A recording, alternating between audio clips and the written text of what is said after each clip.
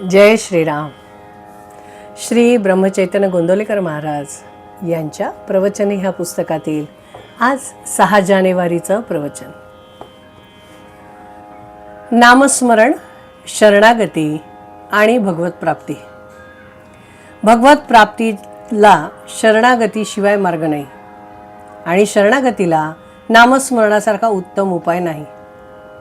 शरणागती म्हणजे मी करता हा अभिमान नाहीसा होऊन सर्व कर्तृत्व परमेश्वराचे आहे ही दृढ भावना होणे. नामाशिवाय इतर साधनात कृती आहे म्हणजे मी करता या अहंकाराला वाव आहे. स्मरण हा मनाचा धर्म असल्याने त्यात कृतीचा प्रश्नच येत नाही, म्हणून त्यात अहंकाराला वाव नाही. शिवाय स्मरण किंवा विस्मरण या दोन्ही गोष्टी आपल्या हातात नाहीत, म्हणून नामाचे स्मरण झाले तरी त्यात स्वतःचे कर्तृत्व नसते.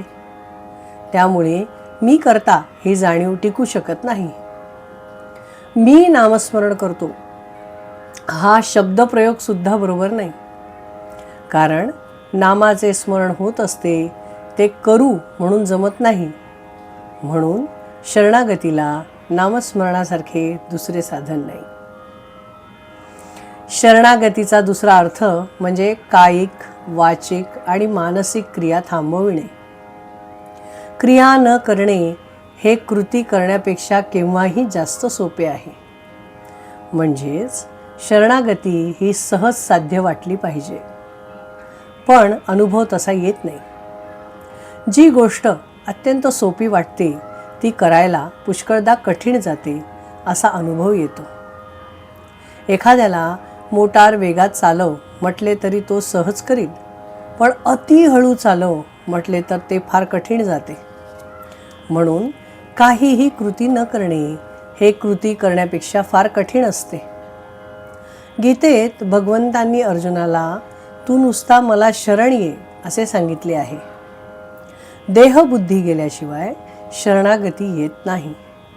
देहबुद्धी, वासना, अहंकार हे सर्व एकच आहे.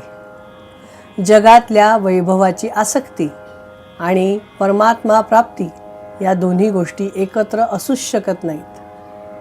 म्हणूनच उद्धवाला श्रीकृष्णाने एकांतात जाऊन हरिचिंतन करायला सांगितले आणि असे केल्यानेच माझी तुला खरी प्राप्ती होईल असे म्हणाले. याचा अर्थ हाच की जगाकडे पाठ फिरवल्याशिवाय भगवंत मिळत नाही. भगवंताच्या प्राप्तीचे नियम आणि व्यवहारातल्या वस्तू प्राप्त करून घेण्याचे नियम यांमध्ये फरक आहे. मधामध्ये वासना उत्पन्न झाली असता ती तृप्त करून घेण्यासाठी देहाची आणि वस्तूंची हालचाल करणे हा व्यवहार होय. सूक्ष्म वासना देहाच्या साह्याने जड बनणे हे व्यवहाराचे खरे स्वरूप आहे. परंतु भगवंताचे याच्या उलट आहे. भगवंत हा अत्यंत सूक्ष्म असल्यामुळे त्याची प्राप्ती करून घेणे म्हणजे जडातून सूक्ष्माकडे जाणे होय. तेव्हा त्याचे साधन हेही जडातून सूक्ष्माकडे पोहोचवणारे असले पाहिजे.